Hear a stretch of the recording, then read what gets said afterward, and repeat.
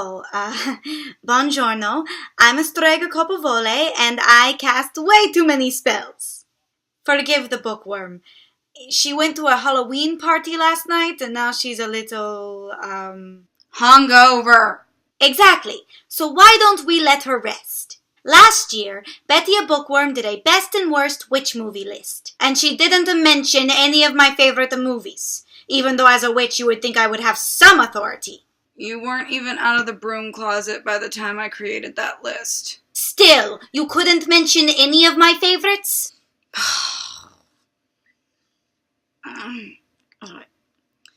The reason I didn't include your favorite witch movies is because I wouldn't know where to put them on the list.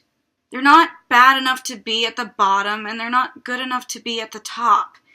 They're just really weird. But you know what? I feel like shit. So why don't you take this episode to talk about your favorite witch movie? Movies! I'm doing a top 10 list. Nuh-uh, you're doing 1. 5. 3. Deal.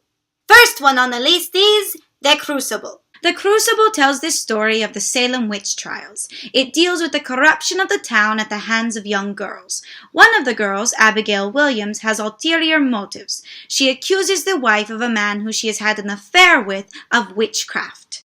Even though there are no real witches in the movie, it's an incredibly important film based on an incredibly important play. Arthur Miller actually wrote this play as an allegory for McCarthyism. Huh. You know your shit. Yes. This is a good film with a good message that holds up even today.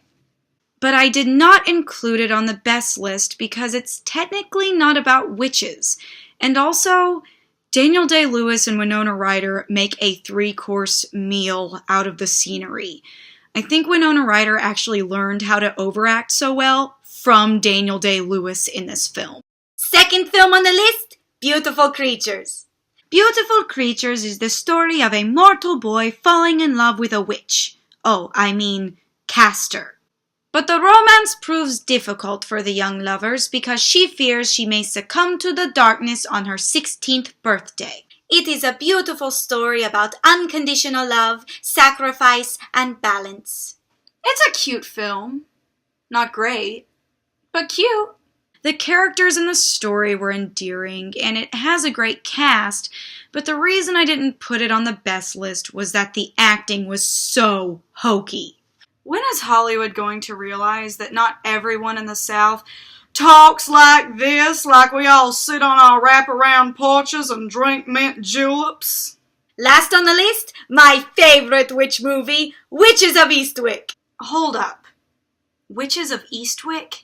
See, the film is about 3 women falling in love with the same man and developing their eclectic and mystical powers. And when their lover reveals himself for the evil, abusive man he is, they get their revenge. Now explain to me why that wasn't included on your best list. Oh. I would be happy to. Do you remember what I said about Bewitched trying to incorporate some feminist subtext but ultimately failing? Take all that and apply it to Witches of Eastwick. This is not a bad film. The writing is fine, the characters are fine, the acting is fine. And while I can admire the fact that it tried to send a message of female empowerment in the testosterone-fueled 80s, it didn't work. It didn't work because the women harnessed their magical abilities because of a man. It didn't work because a man drove a wedge between 3 friends. It didn't work because it didn't pass the Bechdel test. But it mainly didn't work because it was based on a novel of female empowerment written by a man. Call me crazy, but I just can't get behind a female empowerment story when they're missing a key point of view. Was this a feminist film? Maybe, for the 80s. But 80s feminism can look a lot like sexism, and it just doesn't hold up. With a movie like The Witches, as problematic as it can be, it still holds up because it's a fun, spooky kids film. Witches of Eastwick does not hold up as an empowering story. Grazie. Grazie for ruining my favorite movie. You're welcome. Thanks for watching. I'm Betty Bookworm and I'm going back to sleep.